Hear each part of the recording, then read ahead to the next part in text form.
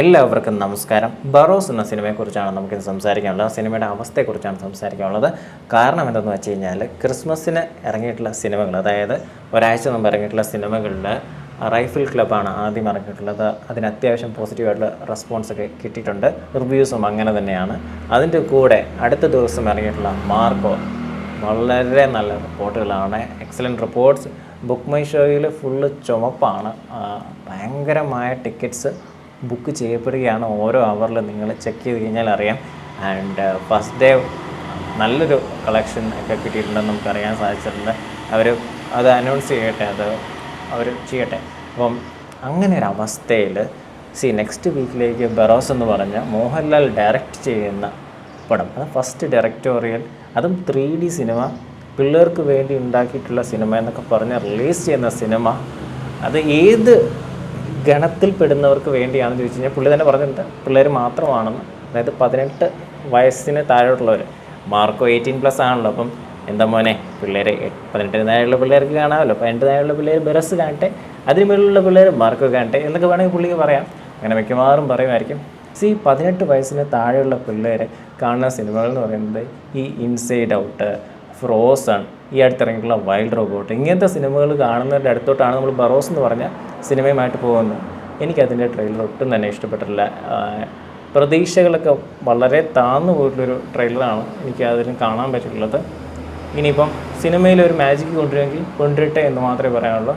And ഈ 18 വയസ്സിന് താഴെ എന്ന് പറഞ്ഞിട്ട് ഒരു 10 വയസ്സിന് താഴെയുള്ള പിള്ളേർക്ക് വേണ്ടിയായിരിക്കും മിക്കവാറും ബറോസ് എന്ന് പറഞ്ഞൊരു പടം ഇറക്കുന്നത്. അപ്പം ഈ 10 വയസ്സിന് താഴെയുള്ള പിള്ളേരാണെങ്കിലും മാതാപിതാക്കൾ അവരുടെ കൂടെ വരണമല്ലോ, അവരും ഈ സിനിമകൾ കാണേണ്ടി വരുമല്ലോ. ഈ അടുത്ത് മോഹൻലാൽ ഒരു ഇൻ്റർവ്യൂവിൽ, ഭരദ്വാജങ്കൻ്റെ നമ്മുടെ ഗലാഡ പ്ലസ് എന്ന് പറഞ്ഞ ചാനലിലൊരു ഇൻ്റർവ്യൂവിൽ പുള്ളി പറയുന്നുണ്ടായിരുന്നു പഴയ സിനിമകളെക്കുറിച്ച്. അതായത് പുള്ളിയുടെ പഴയ കാല സിനിമകൾ, വാനത്തുമ്പികളെക്കുറിച്ച് പറയുന്നു. പിന്നെ പുള്ളി ചെയ്തിട്ടുള്ള സംസ്കൃത പ്ലേസിനെ കുറിച്ചൊക്കെ പറഞ്ഞിട്ടുണ്ടായിരുന്നു. വാനോളം സ്വയം പുകഴ്ത്തുന്നതായിട്ട് നമ്മൾ കണ്ടിട്ടുണ്ടായിരുന്നു. അപ്പോൾ ഭയങ്കര സങ്കടം തോന്നി. കാരണം എന്താണെന്ന് വെച്ച് കഴിഞ്ഞാൽ, ഒരു പുള്ളിക്ക് പഴയ സിനിമകളെക്കുറിച്ചേ പറയാനുള്ളൂ, പഴയ മോഹൻലാലിനെ ലാലേട്ടനെ കുറിച്ചേ പുള്ളിക്ക് പറയാനുള്ളൂ.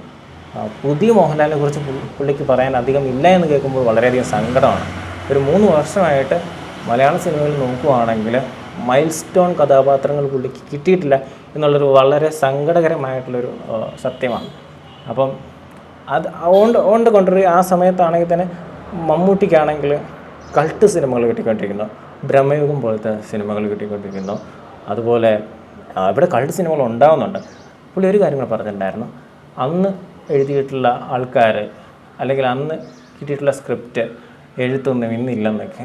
ഇവിടെ കിഷ്കിന്ധാകാന്ഡം പോലുള്ള സിനിമകൾ എഴുതപ്പെട്ട് ഇരിക്കുന്ന സമയത്താണ് ഇങ്ങനെ പറയുന്നത്. അപ്പം എനിക്കത് ഒട്ടും റിലേറ്റ് ചെയ്യാൻ പറ്റുന്നില്ല. അതൊരു കാലഘട്ടം, അത് ഗംഭീര കാലഘട്ടമായിരുന്നു, ഗോൾഡൻ എറ എന്ന് തന്നെ പറയണം. പക്ഷേ ഈ കാലഘട്ടത്തിൽ കുഴപ്പമൊന്നുമില്ല. മലയാള സിനിമ ഫുൾ ചർച്ച ചെയ്യപ്പെടുന്ന ഒരു സമയമാണിത്. ഈ സമയത്തും പഴയ മലയാള സിനിമയെ അല്ലെ പുള്ളിയുടെ കഥാപാത്രങ്ങളെക്കുറിച്ചൊക്കെ ഇങ്ങനെ പറഞ്ഞുകൊണ്ടിരിക്കുമ്പോൾ എനിക്കത് റിലേറ്റ് ചെയ്യാൻ പറ്റുന്നില്ല. എന്തെന്നറിയത്തില്ല. എന്തെന്ന് വെച്ച് കഴിഞ്ഞാൽ ഈ 3 വർഷമായിട്ട് പുള്ളിക്ക് കാര്യമായിട്ടുള്ള ക്യാരക്ടേഴ്സ് കിട്ടിയിട്ടില്ല. അതിനും കാരണമുണ്ട്. കോവിഡിന് മുമ്പ് ഇദ്ദേഹത്തിന് ഒരു ഫ്രണ്ട് സോൺ അല്ലെങ്കിൽ ഒരു ഗ്യാങ് പരിപാടികളൊക്കെ ഉണ്ടെന്നാണ് തോന്നിയിട്ടുള്ളത്. കാരണം എന്ന് വെച്ച് കഴിഞ്ഞാൽ പുള്ളി ചെയ്യുന്ന സിനിമകൾ മെയിനായിട്ട് നമ്മുടെ ഷാജി കൈലാസ്, ഉണ്ണികൃഷ്ണൻ, ഉദയകൃഷ്ണ, പ്രിയദർശൻ എന്നിവരുടെ സിനിമകളായിരുന്നു. അപ്പോൾ കോവിഡിന് മുമ്പ് ഇത് വർക്കൗട്ട് ആയിക്കൊണ്ടിരിക്കുകയായിരുന്നു, അത്യാവശ്യം കുഴപ്പമില്ലാതെ. കോവിഡിന് ശേഷം ആളുകളുടെ ടേസ്റ്റൊക്കെ മാറി എല്ലാവരും ഡിഫറെൻ്റ് ആയിട്ടുള്ള ജോൺറേസ് ഉള്ള സിനിമകളൊക്കെ അക്സെപ്റ്റ് ചെയ്ത് തുടങ്ങി. അതായത് ഇപ്പം സോംബി സിനിമകൾ കണ്ടു തുടങ്ങി, വൈൽഡ് സിനിമകൾ കണ്ടു തുടങ്ങി. അങ്ങനത്തെ പ്രേക്ഷകരുടെ അടുത്തോട്ട് പഴയ സാധനങ്ങളെ ഏജൻ്റാന്ന് പറഞ്ഞിട്ട് കൊണ്ട് കാണിച്ചു കഴിഞ്ഞാൽ ആളുകൾ അക്സെപ്റ്റ് ചെയ്യത്തില്ല. അപ്പം ഇതേ സമയം ഈ ഒരു 10 വർഷം മുമ്പ് മമ്മൂട്ടിയാണെങ്കിൽ പുതിയതായിട്ട് വരുന്ന സംവിധായകർക്കൊക്കെ ഡേറ്റ് കൊടുത്ത് പടം പൊട്ടിച്ച് ശീലമായി. ഇപ്പം പുള്ളി അതിൽ നിന്ന് പഠിച്ച് അങ്ങനത്തെയുള്ള ഡയറക്ടേഴ്സിൻ്റെ അടുത്ത് നിന്ന് നല്ല സിനിമകൾ ചെയ്ത് പുള്ളി ഇപ്പം കിടിലൻ സാധനങ്ങളൊക്കെ ചെയ്തുകൊണ്ടിരിക്കുകയാണ്. പുള്ളി ഇപ്പം അടുത്ത മൂവി ഏതോ വില്ലനായിട്ടൊക്കെയാണ് വരുന്നത്. മോഹൻലാലിൻ്റെ അടുത്ത വർഷം ഏതായാലും അടിപൊളിയായിരിക്കും കേട്ടോ. സോ അങ്ങനെയുള്ള ഒരു പ്രശ്നമാണ് എനിക്ക് തോന്നുന്നു ബറോസിലും കൊണ്ടെത്തിയിട്ടുള്ളത്. ബറോസ് എനിക്കറിയില്ല തിയേറ്ററിൽ എന്ത് മാജിക്കായിരിക്കും കാണിക്കാൻ പോകുന്നത്. നമുക്ക് ആ ട്രെയിലറിൽ നിന്നുള്ളൊരു പ്രതീക്ഷയുടെ പ്രശ്നമേ ഉള്ളൂ. പക്ഷേ അടുത്ത വർഷം മോഹൻലാൽ ഗംഭീരമായിരിക്കും. എനിക്ക് ഭയങ്കര പ്രതീക്ഷയുള്ള സിനിമകളിലൊന്നാണ് തുടരും എന്ന് പറഞ്ഞ സിനിമ. അത് നൈസായിരിക്കും തോന്നുന്നു. അതുപോലെ തന്നെ എമ്പുരാൻ നൈസായിരിക്കും. ആവണം എന്ന് പറയുന്നൊരു സിനിമയാണ്. എന്തെന്ന് വെച്ചാൽ പൃഥ്വിരാജ് പുള്ളിയെ നല്ല രീതിയിൽ പിഴിഞ്ഞ് പണിയെടുപ്പിച്ചിട്ടുണ്ടെന്നാണ് മനസ്സിലായിട്ട്. പുള്ളി മാത്രമല്ല എല്ലാവരും പുള്ളി നല്ല രീതിയിൽ പണിയെടുപ്പിച്ച് നല്ല പെർഫെക്റ്റ് സാധനമാണ് കൊണ്ടിരുന്നതെന്നാണ് കേട്ടിട്ടുള്ളത്. അത് ഒരു മെയിൻ സാധനമാണ് അടുത്ത വർഷം. ആൻഡ് തുടരുമെന്ന് പറഞ്ഞ സിനിമ, പിന്നെ ജിത്തു മാധവൻ്റെ കൂടെയുള്ളൊരു സിനിമയുണ്ട്, അതും കൂടെയാണ് വെയിറ്റ് ചെയ്യുന്നത്. സോ അടുത്ത വർഷം മോഹൻലാൽ നല്ലൊരു വർഷമായിരിക്കും. എനിക്ക് തോന്നുന്നു അടുത്ത വർഷം കലാട്ട പ്ലസിന് വേണ്ടി ഒരു ഇൻ്റർവ്യൂ കൊടുക്കുമ്പോൾ ആ സിനിമകളെക്കുറിച്ചും അതിൻ്റെ സക്സസിനെ കുറിച്ചും അദ്ദേഹത്തിന് സംസാരിക്കാൻ കഴിയട്ടെ നമ്മൾ ആശംസിക്കുന്നു. പിന്നെ ബറോസ് വിജയമാകുവാണെങ്കിൽ അതിനെക്കുറിച്ചും സംസാരിക്കാമെന്ന് പറയുന്നു. പക്ഷേ ബറോസ് വരുന്നത് മാർക്കോയുമായിട്ടുള്ളൊരു ക്ലാഷിനാണ്. എനിക്ക് തോന്നുന്നില്ല മാർക്കോയുടെ ഇപ്പോഴുള്ള ഈ ഒരു സക്സസ്ഫുൾ റണ്ണ് കുറയുമെന്ന്. ഇത് 2 ആഴ്ച ഉറപ്പായിട്ടും ഗ്യാരണ്ടീഡായിട്ട് ആളുകളുടെ തള്ളിക്കയറ്റം ഉണ്ടാകും. ന്യൂ ഇയർ വരെ തിയേറ്റർ നിറഞ്ഞൊഴുകും.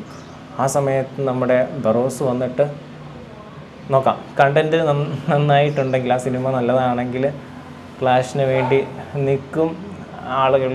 പടം കാണുമ്പോൾ തന്നെ നമുക്ക് വിശ്വസിക്കാം. എന്നാലും ബറോസിന് വേണ്ടി വലിയ പ്രതീക്ഷയില്ലെങ്കിലും വെയിറ്റിംഗ് ആണ് മോഹൻലാൽ സിനിമയിൽ.